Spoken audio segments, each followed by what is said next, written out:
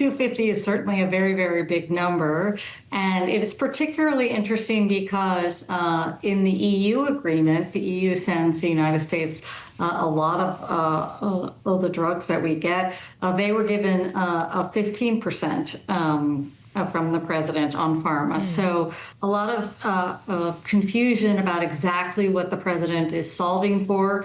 Relocating a manufacturing facility or building one in the United States is very, very time-consuming and expensive. You need to get FDA approval, among other things. I think it'll be interesting to see what part of the drug chain, supply chain is the president looking for. There's all the way down from the very basic inputs like API to generic drugs. Many of those come from India to some of the more advanced drugs from the EU. So I think we have a lot to learn from the president about exactly what he is seeking to achieve here. Interesting. We're talking about, to your point, two very specialized industries. And you've already expressed that when it comes to pharma. When you talk about chips as well, it takes a very long time to build a chip foundry. And there seems to be an expectation in the White House that these things can happen, including auto manufacturing back in the U.S., very quickly. You throw a switch and we're making iPhones here in the United States. What would be more difficult to reshore, chips or pharmaceuticals? Well, they're both very, very, very challenging. Their chips may be even more complex, but they're both very, very difficult and not totally clear that there will be a cost advantage of doing that. I think with the chips investigation, really what I'm looking for is how much is the president looking to just tariff the chips themselves that come in? That's more in the $50 billion range. Or how wide is he willing to go with products that have chips in them? In that case, you can get to about 300 billion of imports. So what I'm really looking for on the chips is to see how much of the derivative products is he looking for.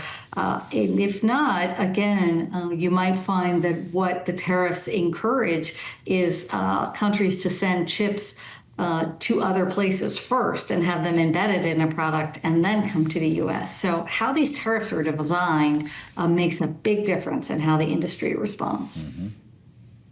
Well, as you talk about chips being embedded in other products, it reminds me of the idea of where things are originating, in what form or from where they ultimately come to the United States. Knowing, Sarah, part of what is set to be collected beginning August 7th is also a 40% tariff on transshipped goods, though we've lacked a great deal of clarity as to how exactly those rules would be designed, how they would be tracked and implemented. What is your expectation? How difficult is it actually to get accurate transshipment information and charge a levy accordingly?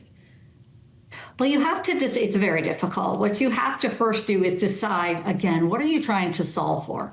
There are some areas where I think there's just abuses now, where things come, say, from China, and they really aren't transformed much in another country, and then they make it on their way to the United States.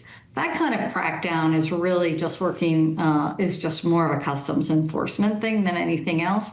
But alternatively, the president could be looking for something like, what about a Chinese factory that's fully built in Vietnam, in Mexico? This is something that the Biden administration looked at around steel. We started to see more steel, Chinese steel come in through Mexico. Or are you trying to solve for BYD? You really have to define here, what problem am I solving for? Am I literally talking about any Chinese ownership?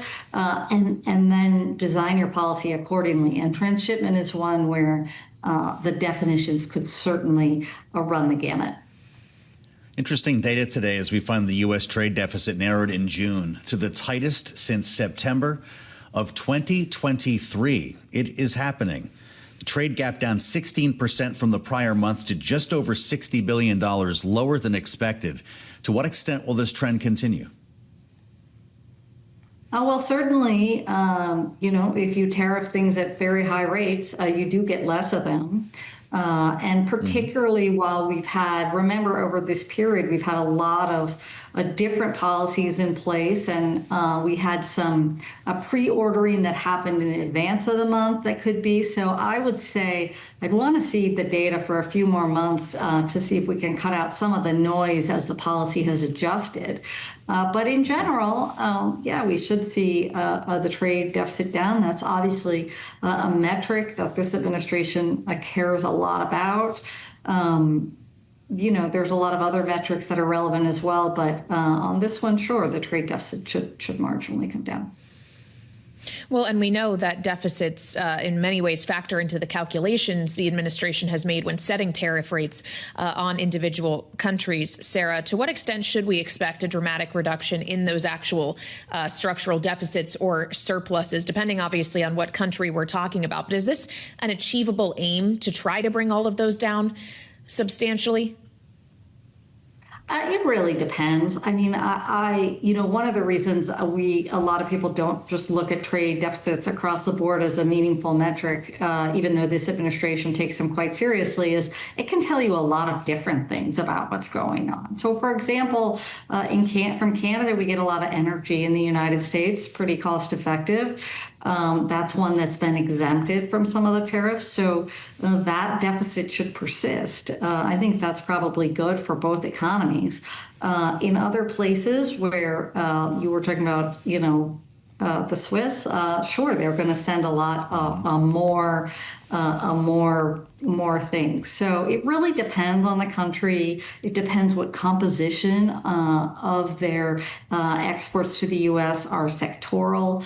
But certainly places that are looking to divert to other markets to the degree that there's demand, because this is an expensive way to go. So it may not be that the United States is necessarily exporting any more to that country, but rather they're just sending their goods elsewhere.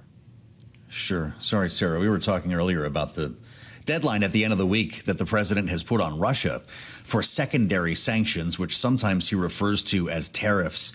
If that in fact happens, does that jeopardize our potential to make a trade deal with China, or does it hasten an opportunity? Well, I think there's a lot riding on the trade deal with China, and the administration does seem quite nervous about the potential for China to take additional action or revert to some of the action we've seen on rare earths. So I think they're going to try to not really disrupt that negotiation going into August 12th. So we'll see what he does on this oil front. It shouldn't be a huge but I don't think he's looking to escalate with China.